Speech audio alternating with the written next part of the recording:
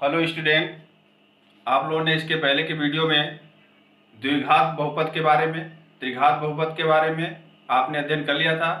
और हमने ये भी बताया था कि आपको एक्सरसाइज 2.2 से संबंधित कुछ क्वेश्चंस हैं, उनको जो है सॉल्व कराया जाएगा।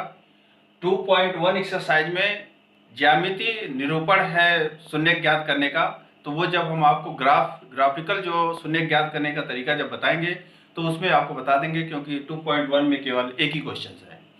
तो यहाँ देखिए बच्चों, 2.2 का जो पहला क्वेश्चन है, पहले का दूसरा पार्ट लिखा है 4s² - 4s + 1 द्विघात बहुपद का शून्य ज्ञात कीजिए तथा इनके गुणांकों के बीच संबंध की सत्यता कीजिए, की जांच भी करिए।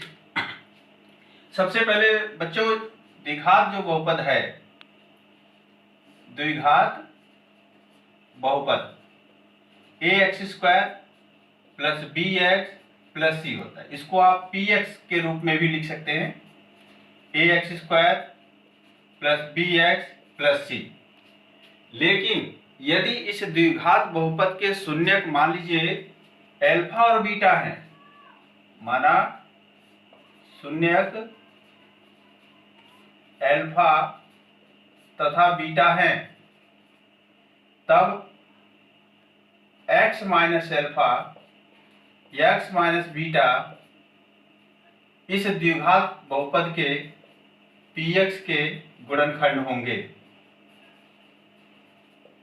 ठीक है, तो जब ये गुणनखंड होंगे तब उस स्थिति में px = 0 हो जाएगा। मीन्स x - अल्फा और x - बीटा का मान 0 के बराबर हो जाएगा। ठीक है बच्चों, अब आइए क्वेश्चन पे। क्वेश्चन जो दिया हुआ है 4s² - 4s + 1, इसको आप चाहें तो ps इक्वल कर सकते हैं आप, क्योंकि s के रूप में ये बहुपद है। आप सबसे पहले इसका गुणनखंड करेंगे। गुणनखंड करने के लिए बच्चों, यहाँ 1 है, यहाँ 4 है, दोनों की मल्टीप्लाई करेंगे तो कितना आएगा? 4 आएगा। 4 का ऐसा फैक्टर करिए कि उन दोनों फैक्टरों को जोड़ने पर 4 प्राप्त हो। 4 का फैक्टर हो जाएगा 2 × 2, और 2 + 2 जोड़ने पे यहाँ पे 4 आ रहा है, इसलिए ये होगा 4s² - 2 + 2 s + 1 4s² - 2s -2s + 1। दो पदों में आप कॉमन लीजिए, यहाँ पे 2s कॉमन होगा, तो जब 2s कॉमन लेंगे तो यहाँ होगा 2s - 1, यहाँ पे कोई कॉमन नहीं इसलिए -1 होगा, 2s - 1। तो आप देखेंगे कि ये दोनों जो है फिर से कॉमन हो रहे हैं, तो 2s - 1 और 2s - 1, अर्थात आप कह सकते हैं 2s - 1 का होल पावर 2। इसका स्क्वायर भी होता है। ठीक है, तो आप जो रूल यहां देख रहे हैं कि आपने अल्फा बीटा माना है और इनके गुणनखंड प्राप्त हो रहे हैं और बहुपद px 0 के बराबर हो रहा, तभी ये शून्य के अल्फा बीटा है। तो उसी प्रकार से आप यहां पर लिखेंगे, यहां पर ps = 0 जब आप करेंगे तो यहां पर आएगा 2s - 1, 2s - 1 दोनों 0 के बराबर हो जाएंगे। पहले कंडीशन में 2s - 1 = 0, 2s = 1, s = 1/2। दूसरा कंडीशन भी सेम है, 2s - 1 = 0, 2s = 1, s = 1/2। तो आप यहां देख रहे हैं द्विघात है, इसलिए शून्य किसके दो प्राप्त होंगे। तो यहाँ पे जो शून्य प्राप्त हो रहा है, दोनों शून्य, वो दोनों शून्य जो है 1/2 है, दोनों 1/2 और 1/2 है। ठीक है, तो आपने इस प्रकार से शून्य ज्ञात कर लिया। आगे क्वेश्चन का रूप दिया हुआ है, तथा इनके गुणांकों के बीच संबंधों की सत्यता की जांच कीजिए। बच्चों ने पिछले वीडियो में आपको बताया था कि यदि द्विघात बहुपद है तो शून्यकों का योगफल आपको बताया गया था x का गुणांक माइनस के साथ और x² का गुणांक। ठीक है, तो आपका जो बहुपद है वो इसी रूप में है। क्या दिया है? 4s square minus 4s plus 1। तो आप यहां देखेंगे कि इनके शून्य 1/2 और 1/2 है, दोनों दिए गए बच्चों, 1/2 और 1/2।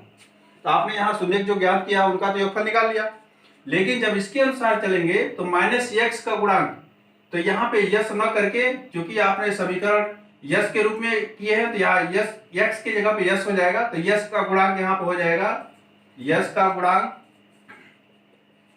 बटे एस स्क्वायर का गुणांक। तो आप देखेंगे कि यहाँ पे यस का गुणांक -4 है, तो यहाँ -4 रखिए, ठीक है, और यहाँ पे एक्स स्क्वायर -4, तो यहाँ पे क्या प्राप्त हो रहा है? 1, और यहाँ हाफ और हाफ कितना होता है? 1 होता है। तो आप देख रहे हैं कि दोनों की सत्यता की जांच हो रही है कि इनके जो शून्य का आपने ज्ञात किया था 1/2 वह इस रूल से शून्यकों के योगफल से भी 1 ही प्राप्त हो रहा है, ठीक है। तो यहाँ पे शून्यकों के योगफल की तो जांच हो गई। अब आइए शून्यकों के गुणनफल की जांच करते हैं। शून्यकों का गुणनफल की जांच करेंगे तो आप जानते हैं कि अचर पद बटे एक्स स्क्वायर का गुणांक होता है। यहाँ पे अगर द्विघात बहुपद ax square plus bx plus c के रूप में है, तो यहाँ पे शून्य 1/2 और 1/2 है, दोनों का आपने मल्टीप्लाई किया और इसमें अचर पद क्या है? 1, और यस के जगह पे जो है x के जगह पे यस हो जाएगा, तो s स्क्वायर का गुणांक कितना होगा? 4। तो आप देख रहे हैं कि 1/4 इक्वल टू 1/4, यहां भी सत्यता की जांच हो रही है। अर्थात जो क्वेश्चन आपको दिया गया था वह 4s square minus 4s plus 1 द्विघात बहुपद का शून्य का आपने 1/2 निकाला। फिर से देख लीजिए बच्चों, शून्य ज्ञात करने के लिए सबसे पहले आपको हर संभव प्रयास यही करना है कि गुणनखंड ही करना पड़े। जब गुणनखंड कर लेंगे तो वह बहुपद 0 के बराबर रखेंगे, 0 के बराबर रखते ही आपका द्विघात बहुपद 2 निकलेंगे, क्योंकि द्विघात बहुपद है इसलिए शून्य 2 होंगे। और आप शून्य जब ज्ञात कर चुके होंगे तो शून्यकों का योगफल का सूत्र पहले वीडियो में भी बताया जा चुका है, फिर से जान लीजिए, x का गुणांक बटे x स्क्वायर का गुणांक।